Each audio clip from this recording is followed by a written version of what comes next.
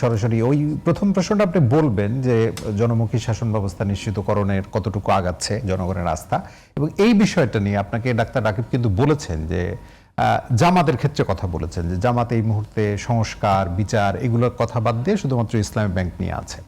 আর আপনাদের মূল্যায়নটা আসলে কিরকম এনসিপির জায়গা থেকে? জনমুখী কথা বললেই তো হবে না, কিংবা জনমুখী একটা ভান করলেই তো হবে না, আপনাকে প্রমাণ করতে হবে, মানুষের জীবনে সেটার একটা প্রতিফলন থাকতে হবে। আপনি যে পদক্ষেপগুলো নিয়েছেন বা নিচ্ছেন তাতে করে কি একজন আমরা ডাউন টু আর্থ প্রধানমন্ত্রী পেয়েছি, এর বাইরে আর কোথাও মানে আচ্ছা ধরেন ডাউন টু আর্থ প্রধানমন্ত্রী, আমি একটা অন্য জায়গায় উদাহরণ দিই, উনি অনেক ডাউন টু আর্থ এবং উনি কোনো অন্যায় প্রশ্রয় দেন না, তাহলে উনার সামনে যখন কেউ কোনো পুলিশ অফিসার বললেন যে আমি ছোটবেলা শিশুকাল থেকে জাতীয়তাবাদী আদর্শে দীক্ষিত, দলীয় বক্তব্য দিলেন তার প্রফেশনের এটিকেটের বাইরে এসে, তাকে আপনি কিভাবে প্রমোশন দিলেন? আপনার সামনে বলে তো এটা আপনার গভর্নমেন্টের যে রেপুটেশন সেটাকে উনি ক্ষতিগ্রস্ত করেছেন, তাকে সতর্ক করা উচিত ছিল, সেটা না করে আপনি তাকে প্রমোশন দিয়েছেন।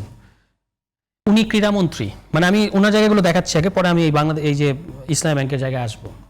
কেন আমি বলছি যে উনার ডাউন টু আর্থ অ্যাটিটিউড, এটা শুধুই উনার ব্যক্তিগত পারফরমেন্স, এটা একটা গভর্নেন্সে পরিণত হচ্ছে না, সেটা আমি দেখানোর চেষ্টা করছি।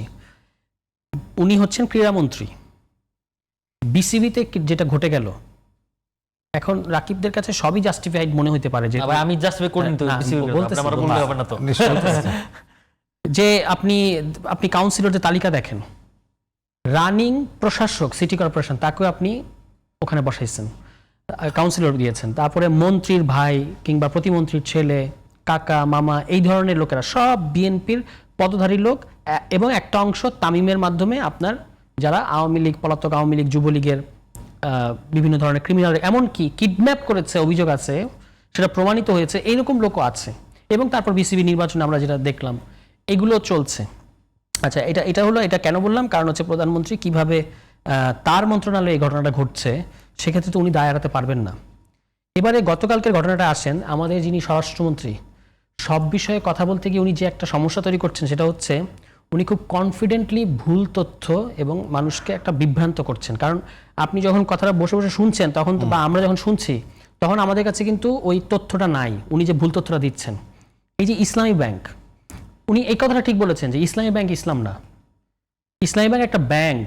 এবং আপনি এইভাবে আওয়ামী লীগ স্টাইলে, আপনি কয়েকদিন আগে বলেছেন যে আওয়ামী লীগ জয় বাংলা বলে এই ব্যাংক দখল করেছে, আপনি তখন বাংলাদেশ জিন্দাবাদ বলে ব্যাংক দখল করছেন। এই ব্যাংক দখলের দিকে যাচ্ছে কেন? আপনার ব্যাংক অধ্যাদেশ, যেটা আপনি যদি মনে করেন এটা জামাতের ব্যাংক, ব্যাংক অধ্যাদেশ রেজুলেশন অধ্যাদেশ যেটা পাশ হয়েছিল, আপনারা যেটা বাতিল করে দিলেন, সেখানে ওই 18 ক দ্বারা বাতিল করেনি, 18 ক দ্বারা ওটা গিয়ে করেছে, ওখানে ব্রিজ ব্যাংকের সংজ্ঞা মানে একটা আইডিয়া দেওয়া আছে। যদি আপনি মনে করেন কোনো ব্যাংক পলিটিসাইজড হয়েছে কিংবা ক্রাইসিসে পড়েছে, আপনি বাংলাদেশ ব্যাংকের তত্ত্বাবধানে একটা ব্রিজ ব্যাংক গঠন করে দিয়ে তাকে মনিটর করতে পারবেন। আপনি কি করেছেন? আপনি এমন একজন লোককে ইয়েতে দিয়েছেন, মানে ওখানে চেয়ারম্যান বসাইছেন, তিনি হচ্ছেন মানে বলা হতো যে এস আলম যে লুটপাটগুলো করতো সেই লুটপাটের তিনি ছিলেন পরামর্শক, তার ওয়াইফের নামে। আপনার দেখেন বাংলাদেশ ব্যাংকে এমন একজন গভর্নর বসাইছেন যিনি বলছেন না উনি ঋণ খেলাপি না, ওনার ওয়াইফ ঋণ খেলাপি। তো আমরা কি বাংলাদেশে বুঝি না যে কখন আমি ঋণ খেলাপি? আমি তো নিজের নামে ঋণ নিচ্ছি না, আমি আমার বউয়ের নামে নেওয়াচ্ছি। তো উনি তো সেটাই করেছেন এবং এটাকে নাম দিয়েছেন গিফট লোন। এবং তাকে অন্তর্বর্তী সরকার আসার পরে তাকে অপসারণ করা হয়েছিল বাংলাদেশ ব্যাংক থেকে। সেই লোককে আপনি যখন ইসলামী ব্যাংকে আনছেন তখন তো গ্রাহকদের মধ্যে প্রতিক্রিয়া হবে। আচ্ছা, রাস্তায় যারা নেমেছে এরা হলো সব আমরা ধরে নিলাম জামাতের লোক, কিন্তু এই 4,000 কোটি টাকা কারা উঠালো? 4,000 কোটি টাকা ব্যাংক থেকে এই 2-3 দিনের ব্যবধানে কারা উঠালো? আপনি ব্যাংকের গ্রাহক না হলে আপনি উঠাতে পারবেন? তাহলে এই ক্রাইসিসটার মধ্যে আপনি কেন ঠেলে দিচ্ছেন?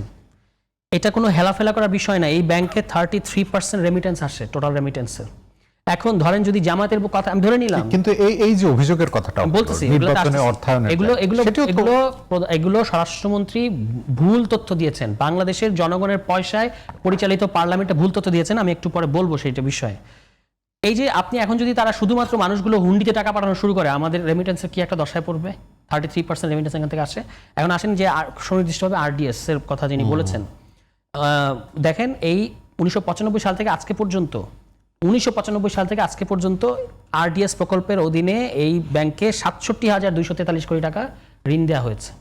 67,243 কোটি টাকা ওই 1995 সাল থেকে আজকে পর্যন্ত। আর শুধু 2024 সালে কিংবা শুধু 2025 সালে 22,000 কোটি টাকা দিয়ে দেওয়া হয়েছে, মানে 1/3।